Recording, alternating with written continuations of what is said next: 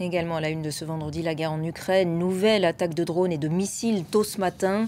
Au moins 2 morts à Kharkiv dans le nord-est, un garçon de 10 ans et sa grand-mère. Au moins 28 blessés également. L'Ukraine, par ailleurs, toujours sous le choc du bombardement d'hier sur le village de Roza dans l'est également. Au moins 51 morts et ce en pleine cérémonie funéraire. Selon une porte-parole du Haut-Commissariat aux droits de l'homme de l'ONU, tout porte à croire qu'un missile russe est à l'origine de ce drame. Écoutez les précisions de notre envoyé spécial sur place, Emmanuel Chaz.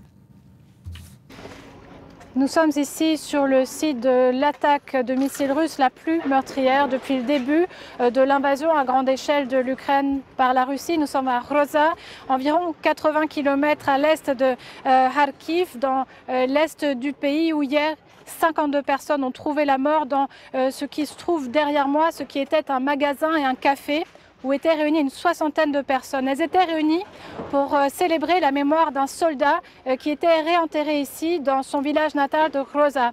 52 personnes, parmi lesquelles un enfant de 6 ans, la mère du soldat, sa femme ainsi que son fils qui figurent parmi les victimes. Vous voyez les secours qui sont derrière moi, toujours à l'œuvre. Ils sont à la recherche de restes humains de ces victimes d'hier. Donc dans cette attaque qui est la plus meurtrière, l'attaque de missiles la plus meurtrière perpétrée par la Russie contre la population ukrainienne.